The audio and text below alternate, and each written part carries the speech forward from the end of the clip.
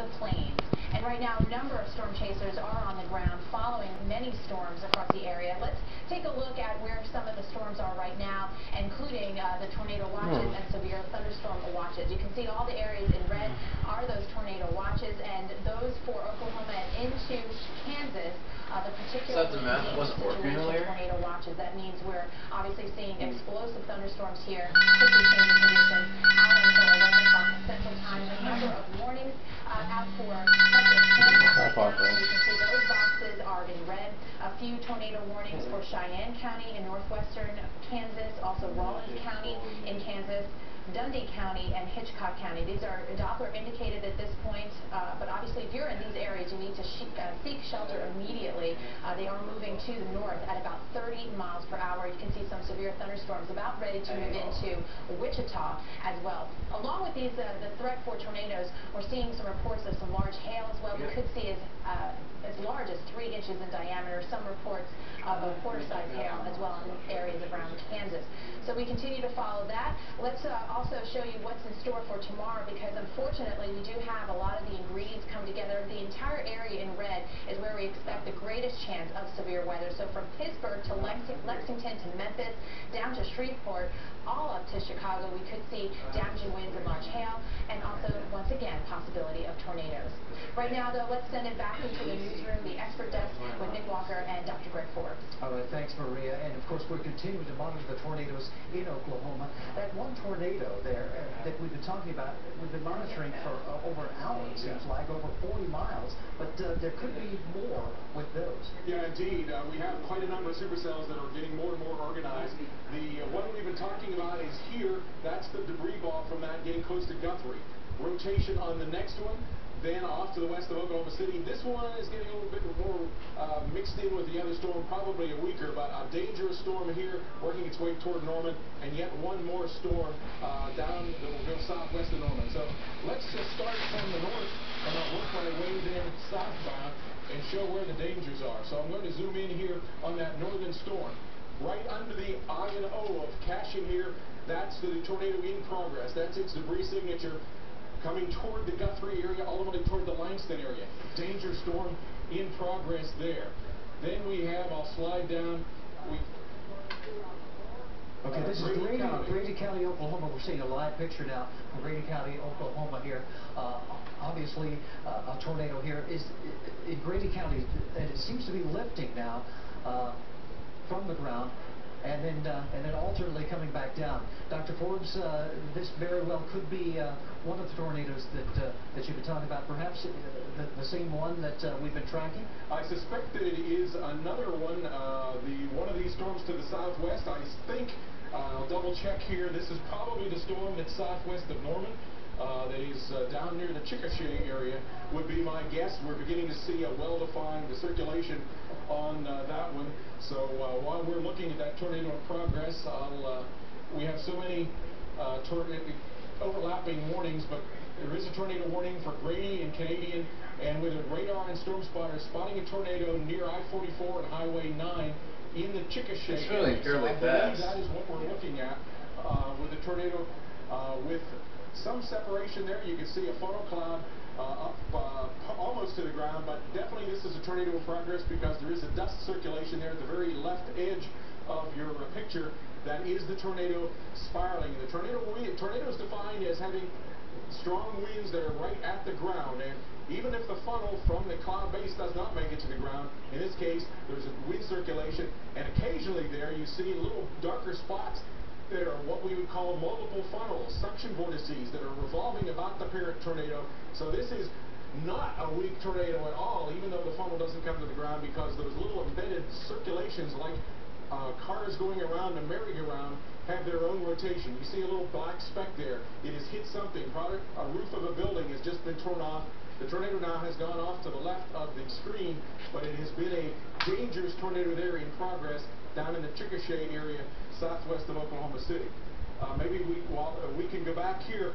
So here we're talking about this storm. There's Norman down to the south. Another one of these well-defined supercell thunderstorms down near the Chickasha area. That is the storm that we've just been watching. It has produced a tornado in progress, very well defined. It's hook echo and debris ball, not what we saw farther to the north, but red's going southbound, green's going northbound. There is the tornado just a couple of miles east-southeast of Chickasha. So people in Blanchard need to be on the lookout for this. Ultimately, this is coming toward the Norman area, depending on whether it makes a left or a right turn, depends the exact location. But there is a tornado in progress here, just a mile or two east of Chickasha, heading generally toward the Blanchard area, generally toward the Norman area. Dangerous, another dangerous storm in progress. We'll slide up the line here. Well, let me slide one down the line. We have new pictures, Greg, from Brady County. All right, so it has gotten itself much better organized again now with the funnel. That represents the lowered pressure of the tornado that is coming all the way to the ground, and is a low enough pressure there that the tornado is, the cloud is able to condense all the way to the ground. And now you see the darker gray, that is the dust that is being kicked up by the wind. So you're seeing funnel equaling pressure, gray dust cloud, debris cloud around that equals the strong wind. Those are the two effects that we see when we see the distinction between the dust world that's wider than that inner funnel.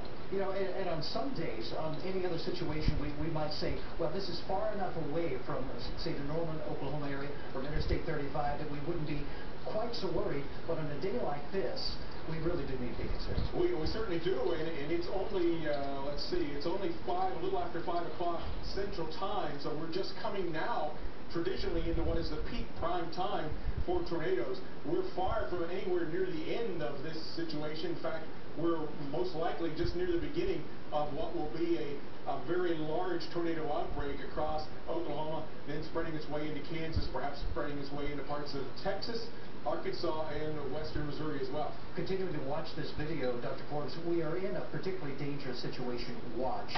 We knew it was going to be a situation like this. What makes this? What ingredients have to come together for the Storm Prediction Center to talk about a particularly dangerous situation? And there again, you see a very well-defined tornado. It's gotten a little bit wider, a bit of a cone shape now. And then you can see some clouds up about halfway up the screen that are a little bit lighter. This is the wall cloud. This is the rotating updraft of that parent supercell thunderstorm, and then the tornado comes down underneath that. So here is the tornado, here is that rotating wall cloud. Now, to answer your question, it takes a special set of circumstances to produce tornadoes, and especially strong ones. You need to have a lot of instability, warm, moist air at low levels and cold air aloft. We certainly have that today. We have had for several days a lot of moist feed that for days and days, the Joplin, Missouri tornado tapping some of that same warm, moist air.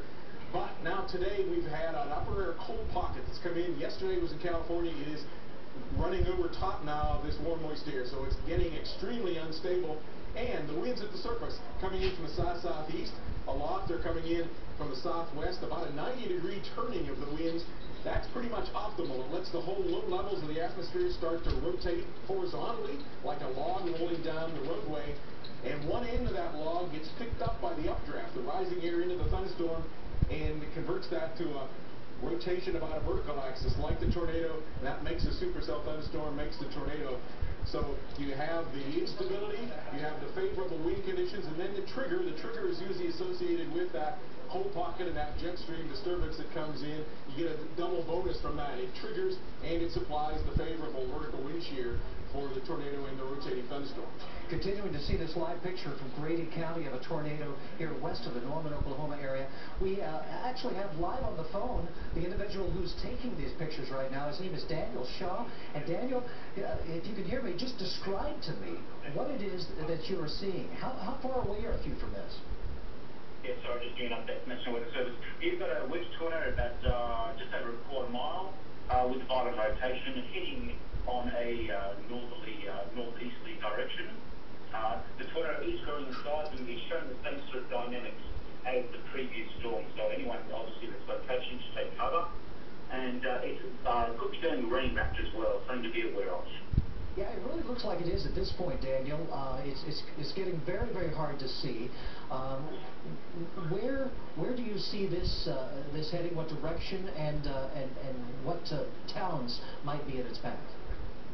Okay, well, anyone traveling on I-44 heading towards Oklahoma City should be either stopping or going a little bit quicker forward to escape the path of the storm. It is trucking pretty much across the I-44 corridor or close to it. Red Hills, that Eastern Park area. And what are you doing to make sure that, you know, with it's so hard to see with the rain wrap, what are you doing to make sure that you are out of harm's way? Well, I've done my job. I've just been reporting back to the National Weather Service to make sure they had a confirmed report. So no doubt that that warning has been upgraded to a confirmed tornado. So as I reiterate, anyone not already seeking shelter should be seeking shelter now. Don't go look for this thing. I'm not far from it. I still can't even see it. I'm doing a live stream, and you probably can't even see it on camera because it's now rain wrapped. Yeah, we can just see a lot of rain at this point, but from what you can tell, the tornado is still very, very much active. Yes, and definitely growing silent. It did start off as a code. A code was indeed silent. So I suppose what is more pertinent is the future storms starting in this area. It looks like the dynamics of these storms start to be a rogue tornado, and then it goes to a more of a wedge as it goes north of this direction, much like what was crossing the interstate. But what we did notice is a fair amount of debris on the ground flying in the air, and there was actually no cone. And that went on for about 2 to 3 minutes. And that was about 9 minutes ago. So the dynamics of these storms it's creating a lot of debris on the ground, and there's actually no cone and no tornado, although we had a brief fire before that, but still kicking up debris. Very, very dangerous. And tell us once again, Daniel, obviously along Interstate 44, people need to be aware toward Bridge Creek, toward Newcastle, areas that need to be getting out of harm's way, getting to their shelter right now. I'll get you to confirm that. I'd rather, if you don't mind, refer to my GPS and relocate. But if you obviously monitor and keep people updated that you do very well, I'm going to relocate to a safer or to another position where we can continue to monitor the storm. But as I said, obviously everyone knows to take extreme care and don't go look for this thing, because this thing is rain wrapped, and I've got a clear, unobstructed view as you're watching right now on the screen, and I cannot see it. All right, Daniel, thank you very much. We appreciate your pictures, and yes, do feel free to relocate into a safer spot in the area where you can see it better. Well, and we can certainly see it on radar. Even if it's not visible, we can see it on radar. Rain wrapped here, it has taken on this well-defined debris ball, much like we saw in the storm we were tracking earlier with KFOR TV. And it is about 4 miles east of Chickasha. This is I-44, so it's a couple of miles east of that, probably angling slightly east of the interstate. It's about 12 miles southwest of Blanchard, and Blanchard will be impacted by that and subsequently could come to the Norman area. If it makes a little bit of a left turn, then that would take it closer in to the Oklahoma City metro area and to the Moore area. Here's the zoom out, and you see here, there is the tornado, east-northeast now of the Chickasha area, working its way up generally toward the Norman and probably a little south of Moore at this point. Dangerous tornado there, as you've seen in progress, and hidden by rain. Now I'm sliding up a little bit to the north. Some good news here. The tornado that we had seen with the debris ball for so long, for more than 40 miles, is no longer showing up as a debris ball, but a definite circulation here with a big surge. Let me interrogate the velocity signature on this and see if it has weakened or if it's just hidden. Oh, this is not what we wanted to see, Nick. The green and reds, north and southbound velocities there, a Doppler velocity, a clear indication of a tornado in progress. I'll leave the pointer of the tip of the pointer there and show you that, oh my goodness sakes, you will never see this coming. It's totally in the middle of the rain-wrapped circulation. It is pushed out, a rear flank downdraft, and a lot of rain out to the east of it, and the tornado is back in that little kink. So let me zoom in just a little bit, because I'll have to tell you where it's going. You won't be able to see it coming. This is very close to the Guthrie area. It's right about here, coming right toward Guthrie. It will continue on then toward the Langston area. So dangerous tornado still in progress. This is the one that we were following for more than 40 miles. All indications are that it is still in progress. Very, very strong circulation here, just a few miles to the west of Guthrie. I'll take a reading on that as you watch. I'll put a little marker here, and I can see on my screen there that this is about 4 miles west-southwest of Guthrie, headed toward the Guthrie area. That will take it toward Guthrie, take it toward generally within a few miles of the Langston area. It's going to go north of the Meridian area. So dangerous, dangerous storm still in progress. This is our long-lived supercell. Sometimes, Nick, when these storms have put out a rain surge this large, that will be the end of the tornado.